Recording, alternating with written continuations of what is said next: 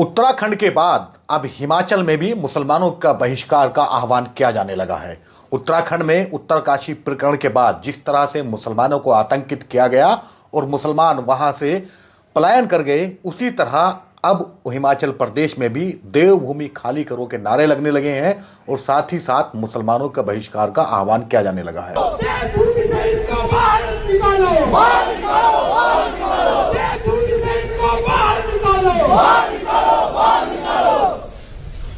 उत्तराखंड और हिमाचल प्रदेश में लगभग एक सप्ताह के अंतराल में दो घटनाएं लगातार घटी थी। उत्तरकाशी में एक तथाकथित लव जिहाद का मुद्दा लाया गया था जो बाद में झूठा पाया गया और जिस लड़के पर यह इल्जाम मढ़ा गया उस लड़के का उस लड़की के साथ में कोई चक्कर ही नहीं था, बल्कि जो लड़का जिसके साथ में उसका प्रेम प्रसंग था उसका नाम जितेंद्र सैनी था। इसी दौरान हिमाचल प्रदेश के चंबा जिले के सलूणी में एक दलित युवक की हत्या कर दी गई और हत्या का आरोप लगाया गया मुस्लिम समुदाय पर। कहा यह गया कि यह हत्या इस वजह से हुई है क्योंकि मनोहर यानी जिसकी हत्या हुई है उसका किसी मुस्लिम युवती के साथ में प्रेम प्रसंग था जिससे उसके घर वाले नाराज थे और उन्होंने उसकी हत्या कर दी। इसके बाद हिंदूवादी संगठनों के लोग इलाके में जुटना शुरू हो गए और फिर यह हुआ कि आरोपियों के घर को हिंदूवादियों की भीड़ ने जला दिया। उसका वीडियो सोशल मीडिया पर वायरल भी हुआ, सभी ने उस पर प्रतिक्रिया भी दी। हिमाचल प्रदेश का अब एक और वीडियो सोशल मीडिया पर वायरल हो रहा है। इस वीडियो में हिंदूवादी संगठनों के लोग मुसलमानों के खिलाफ आपत्तिजनक नारेबाजी करते हुए दिखाई दे रहे हैं। एक बार इस वीडियो को देखिए। नहीं चलेगा, नहीं चलेगा, नहीं चलेगा, नहीं चलेगा। मुर्दाबाद, मुर्दाबाद, मुर्दाबाद, मुर्दाबाद।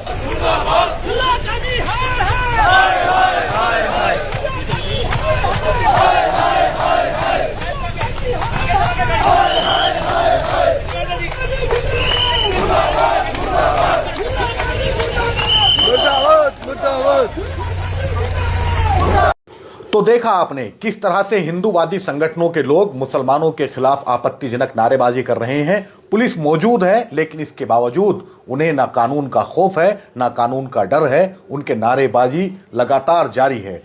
बता दें कि हिमाचल प्रदेश में मुसलमानों की आबादी मात्र 1.5 लाख है। हिमाचल प्रदेश की टोटल आबादी 68,65,000 के करीब है, उसमें मुसलमान सिर्फ 1.5 लाख के करीब है।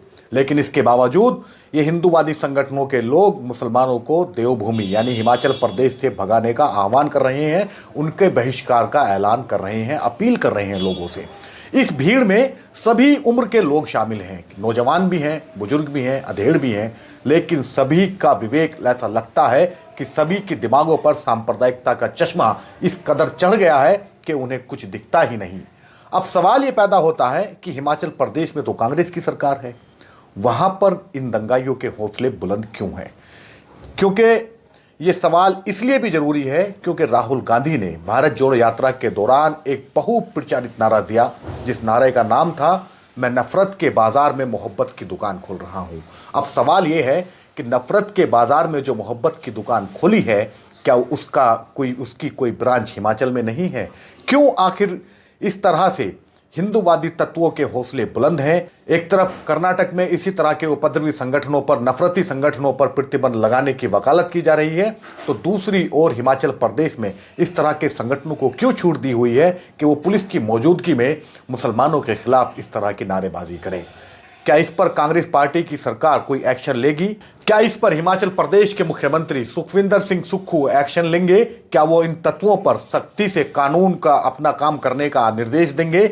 क्योंकि अभी तक तो ऐसा लगता है कि सुखविंदर सिंह सुक्खू इन सब चीजों को देखकर नजरअंदाज कर रहे हैं। अभी तक उन आरोपियों की गिरफ्तारी भी नहीं हुई है जिन्होंने चंबा में उन मुस्लिम परिवारों का घर जलाया जो एक हत्या के आरोपी थे। उन घर जलाने वालों की भी कोई गिरफ्तारी नहीं हुई है। अब सवाल यह है कि ये जो जिस तरह से नारेबाजी हुई है मुसलमानों के खिलाफ, जिस तरह से उनके खिलाफ नफरत फैलाई गई है, क्या इस पर वो एक्शन लेंगे? ये सवाल उन पर इसलिए ज्यादा जरूरी है क्योंकि सुखविंदर सिंह सुक्खू एक बेहद मध्यम वर्गीय परिवार से आते हैं। उनके पिता हिमाचल प्रदेश रोडवेज में बस चालक थे, उसके बाद वो गरीबी से उठकर आए और उन्होंने राज्य की मुख्यमंत्री की कमान संभाली। अब उन पर यह जिम्मेदारी है कि राज्य के दीन दुखी और कमजोर लोगों के साथ न्याय करें।